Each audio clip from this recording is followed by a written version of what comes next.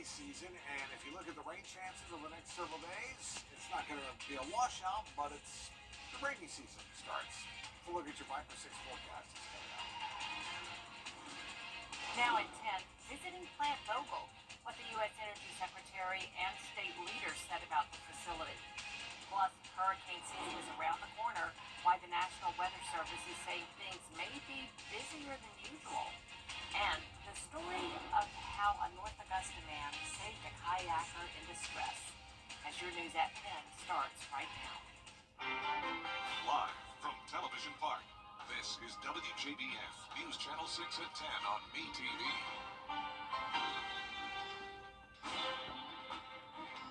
Good evening, everyone. I'm Jenny Montgomery. Thank you for joining us tonight. Coverage you can count on begins with federal and industry officials marking the completion of Units 3 and 4 at Plant Vogtle today. Arbria Smith was there. The U.S. Secretary of Energy, along with President Biden's climate advisor, visiting Plant Vogtle to highlight the Biden administration's efforts to bolster nuclear energy. No longer do you have to attend a 4-year degree and incur debt. You can simply go to a technical school, get a 2-year degree, or you can take on an apprenticeship with one of our trade unions. A project that focuses on clean, sustainable energy for those living in Burke County has expanded beyond the area. With Vogtle Unit 3 and 4. This is clean baseload power. It is going to be utterly necessary as we move forward as a nation, as we see AI, these data centers, the increased demand for power from electrification, and all of these factories that are coming online. So we need clean baseload power. Nuclear is one of the solutions. After the visit to Plant Vogtle, Secretary Jennifer M. Granholm, along with Mayor Garnett Johnson and school leaders from across the area, met to discuss the Workforce Hub initiative. Apprenticeships are so important to this and that. It shows young people a pathway out of high school or through technical school to high-paying jobs. This roundtable included conversation on new job opportunities and apprenticeship programs for those in high school and college in the area. We are ramping up the whole facility only in 2026, so there's a little bit of time still. What we need is people really, besides the commitment to GF and besides the commitment of what we are doing, what we need is people who are into robotics, people who maybe like to work on cars on the weekends and work on machines during the week. So that's what they could do at GF Casting Solutions. Many new companies like Science Co., GF Casting Solutions, and others are rooting themselves in Augusta and making sure those in the community have access to the opportunities now and in their near future. The White House announced the Workforce Hub initiative in 2023 as a way to ensure Georgians have access to high-paying jobs. In Burke County, Maria Smith, WJBF, News Channel 6. It is time now for a first check of the weather. For that, let's turn to Chief Meteorologist Tim Milton. The National Weather Service is preparing for a busy summer this year. Due to strong ocean currents, this year's hurricane season may be more active than usual. The NWS says there's an 85% chance of above-average hurricane activity. They're predicting up to 25 named storms through November. A North Augusta man rescued a stranded kayaker on the Savannah River. He says he was just in the right place at the right time. Others would call him a hero. Hannah Latier has the story. Shane Thompson, who lives on the South Carolina side of the river, got a call Wednesday night that a kayaker was calling out for help, and he jumped into action. Someone is screaming from the river, which river's pretty big up in that area, so it could be upstream, downstream, there's some islands there. Thompson got in his boat at around 10 p.m. and headed to where the screams were coming from on the Georgia side. The law enforcement was suggesting not to jump in the water or use our boat. I did so anyway, because if someone's screaming, you're gonna want to help. Most people want to do that. His boat could only go so far, so he had to kayak and then swim the rest of the way. Due to the rapids and the speed of the water, my vessel filled up with water and sank, and then I kind of swam/rock hopped all the way up. It was pretty swift current, and there were points where it was definitely up to my neck. He finally reached the stranded man, who had fishing line wrapped around his legs, as well as an injured ankle and a sunken kayak. He was standing, I believe it's probably about thigh deep in water, but couldn't move. He helped free him and got him safely to the paramedics who had arrived. The man had hypothermia and was taken to the hospital. He was in a little bit of rough shape. He had been standing out there for about 2 hours. From what I know, he made it, which was good. I feel like I was grateful to be there. I do believe that the Lord puts people in certain places at certain times, and I was probably one of the better equipped people to be at that place at that time. As someone who grew up on the river, Thompson has a piece of advice for those who decide to get in it. There's no way you can ever fight this and win it, and that's how people really get in trouble, is by trying to fight current when they're in the river. You just kind of have to roll with the river. They thought that I might have been in trouble myself, and it did feel a little sketchy. And Shane says if he ever finds himself in a similar position one day, he hopes someone would help him out too. In North Augusta, Hannah Latier, WJBF News Channel 6. And if Shane Thompson seems familiar, you may know him from Windsor Fine Jewelers. The home of the Little Green Box could leave its Washington Road location and move to the old Comcast building off Riverwatch Parkway. Plans are still being ironed out, but Thompson says they'd have the space to bring in Friedman's Jewelers and the Armory as well. We've had some interested parties in our property for quite some time. There's of course a lot of rumors and information that flies around. So,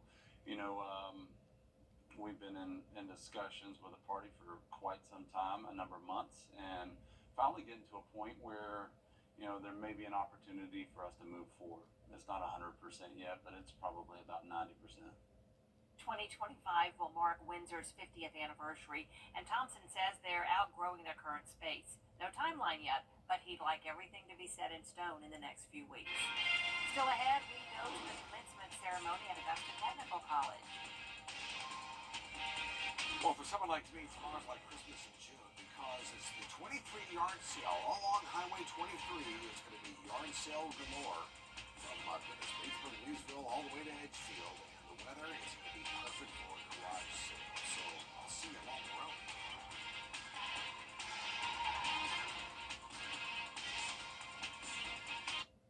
A soap opera, top guide.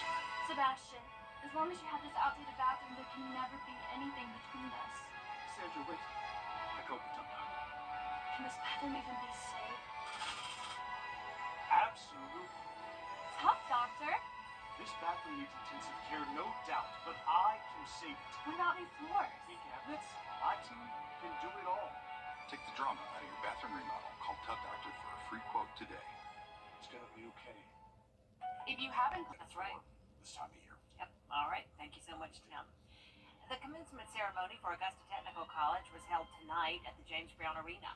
The keynote speaker of the event was Dr. Raphael Bostic, the president and CEO of the Federal Reserve Bank of Atlanta. When you talk about the word commencement, it actually means beginning. And so we know that this is going to be a new beginning for Augusta to have a new James Brown Arena, but it's also a new beginning for our graduates, so it really culminates beautifully together. So the Augusta Tech college students that are graduating here tonight are going to fit right into our community. We have cyber students, we have nursing students graduating, golf management. All of these students are going to feed directly into our local economy. So that's really going to give them a leg up. Tonight's commencement ceremony was the last event at the James Brown Arena. It's being demolished this summer to make way for the new JBA. Stay with us. The Kansas City Chiefs are celebrating their Super Bowl win with a trip to the White House.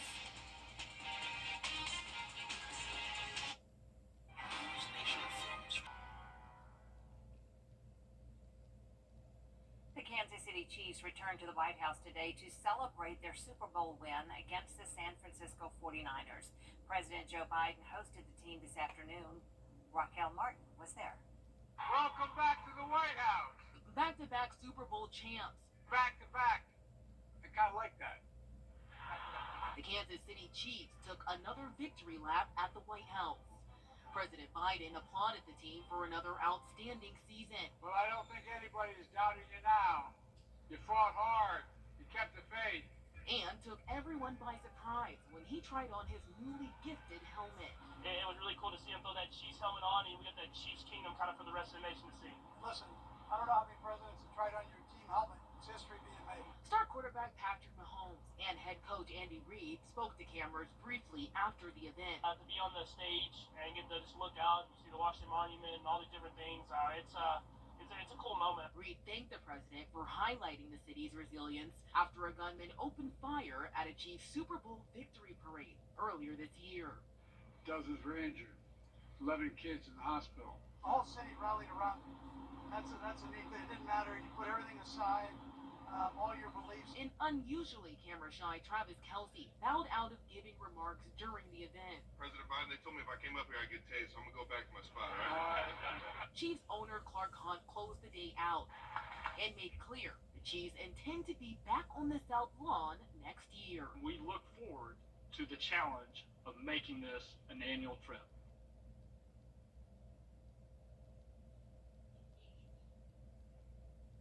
The death of a loved one. Call 1-800-4PD info. The Parkinson's Foundation. Better lives together.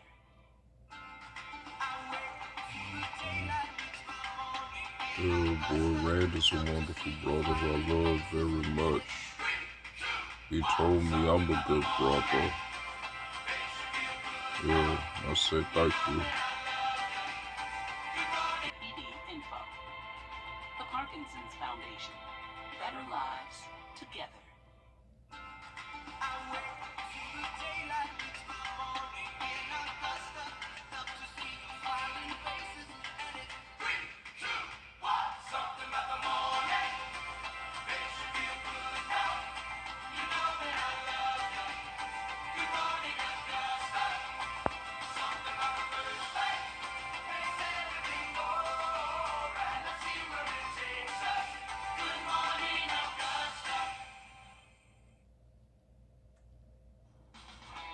Now, WJBF sports coverage you can count on. The NCAA baseball tournament officially got underway on Friday, and all of our regional teams had big matchups in the first round as they look to take the road to Omaha. Starting with the Clemson Regional, the Tigers would strike first, and High Point would quickly respond, retaking the lead in the top of the sixth. But then, in the bottom of the sixth, facing an 0-2 count with two runners on, Jared Purify drives in a run to tie things up at 3-all. Then in the ninth, Tristan Becerra will drive in the winning run for the walk-off. The Tigers will face Coastal Carolina on Saturday at 5 p.m. Meanwhile, in Raleigh, South Carolina faced James Madison. Some great defense by Parker Nolan. The throw from Messina right on the mark. Carolina still trailing, though. In the fifth, down by 3, Will Tippett sends it to left. That one is gone. South Carolina cuts the deficit to 2. And then later on in the inning with one on, Blake Jackson hits it into the trees in right field. Ball game is all tied up at 4 as we head to the 6th inning. But James Madison would rally back. So in the bottom of the 9th, with the game on the line, Gamecocks trailing 7-5. One on for Cole Messina. A moonshot into left ties the game up, and we head to extra innings. In the bottom of the 10th, 2 on for Will Tippett. The shot is hit high and deep. He'll fly out in center field, but Brewer will tag up and come on home to give South Carolina the walk-off win, 8-7 in extra innings. Over in the Athens Regional, the Georgia Bulldogs faced Army and quickly fell behind 2-0, but Charlie Condon hit a solo home run to cut the deficit, and the Dogs trailed 2-1. Then in the 6th, Georgia trailing 5-4, Slade Alford knocks it into center, where it one hops the fence and 2 runs will come in, giving UGA the lead 6-5. Finally, in the 8th, with the bases loaded and the game tied at 7, here's Fernando Gonzalez. He'll rip it out to the track in deep left. That'll bring in a run, giving Georgia the lead back with 1 inning left to play. 8-7 would be the final score as the Bulldogs secure the win. Next up, Georgia will face UNC Wilmington on Saturday at 6. And for more on the excitement in Athens, our Brendan Robertson was there. It took nearly 3.5 hours here at Foley Field, and the Georgia Bulldogs trailed early and trailed often, but battled back each time to come away with the 8-7 win over Army in Game 1 of the Athens Regional. SEC Player of the Year, Charlie Condon, showed exactly why everyone thinks he will be the #1 pick in the Major League Baseball draft. He was 3 for 3 with a home run, a single, and a double, and might have hit for the cycle if not for 2 intentional walks. And Georgia first-year head coach Wes Johnson has this team pointed in the right direction to do something they haven't since 2008, and that's win a regional, with the first step winning Game 1. I think the biggest thing in games is I talk to our guys all the time about, we can't panic. I mean, this game is hard, and breaks are going to swing, and pressure is going to happen, and it's a team that can stay under control, typically in these 1-versus-4s, and just stay inside their approach, whether it be on the mound or, at the plate, and not start panicking. Those are the teams that you'll see, play well. We always want to come out and set a strong tone offensively and kind of set the pace for the game, but when they throw a punch early like that, it tests what you got in the dugout. And I think what the moral of the story today for us and for so many of the games that we've had this year is just the offensive production 1 through 9, and just how there's not a lull in this lineup. You're not going to come up to bat any given inning and be like, man, we're going to have to wait till next inning. We got guys going up there with quality at bats all around, and so that makes it a whole lot easier. And I think the crowd really gave us the extra push there at the end, and really gave us the confidence to perform in those later innings. Georgia will play again in Game 4 Saturday night at 6 o'clock right back here at Foley Field. And in 2008, when they won that regional, made the run to the College World Series, they did two things similar to this season. They hosted a regional, and they beat Georgia Tech, which we could also see this weekend. Reporting from Foley Field in Athens, Brendan Robertson, WJBF, News Channel 6. And finally, out on the links, it was the second round of the RBC Canadian Open. Tied for first at 10 under, we have Robert McIntyre and Ryan Fox. They hold a 2-shot lead over Joel Damon, who's searching for his second PGA Tour win. Finally, former Georgia Bulldog Keith Mitchell is still in the hunt at 4 under. With one final round on Sunday, we'll make sure to keep you updated on the 2024 RBC Canadian Open. That does it for sports. Preventative dental health care. WJBF News Channel 6 wants you to join our team. We're looking for talented applicants in a variety of fields. To see a current list of job openings, visit WJBF.com/workfor6. Join our team today. And last but not least, take a step back in history in downtown Augusta. Or maybe a step up, or maybe it's a step down. Hold your horses, it's out there somewhere with George Escala. Traveling Telfair Street in front of the municipal building, it's likely you never noticed it, though it's been here for years. My best guess would be probably circa early 1800s is when they would have been prevalent throughout all of Augusta. This stone monolith on Telfair could have been here for more than 200 years, surviving road widenings. There's another one at St. Paul's Church. They're relics from Augusta's horse and buggy days. People had to get on and off of carriages, and so they had these stones that they carved to make it easier for people so they didn't just kind of fall out of the carriage. The Museum of History has a carriage step. It's not original to the building. It came from a house in the area. Woodrow Wilson's boyhood home seems like it should have a carriage step. It did once, but no more. It just disappeared. Somebody walked off with it, and have no evidence. We don't know who. So if you went out in a Surrey, you had to get on and off. It was a step in the right direction. But since those horseless carriage days, there has not been much of a need for them. Have you ever used one? Have you ever stepped out of a carriage and stepped on one? I have not. Have you? No. Carriage steps still standing, and we're not horsing around. Out there somewhere in Augusta, George Escala, WJBF, News Channel 6. Yeah, so Kira, you put that in context with Yeah, it does. It makes me think about it. So cool. I never would have thought that that's what those stones are for, but that's pretty neat. I feel like I learned something today, guys. Yeah, thank you, George. Thank you, George. All right, about the weather forecast, the weekend is great. 86 both Saturday and Sunday. An isolated late afternoon shower storm for Sunday that will carry that afternoon storm chance all the way through the rest of the week, which is typical June weather for us. Late afternoon showers and storms and highs around 90. Fantastic. The news continues at the top of the hour on WJBF News Channel 6 and 11. Hogan's Heroes is next, right here on WJBF.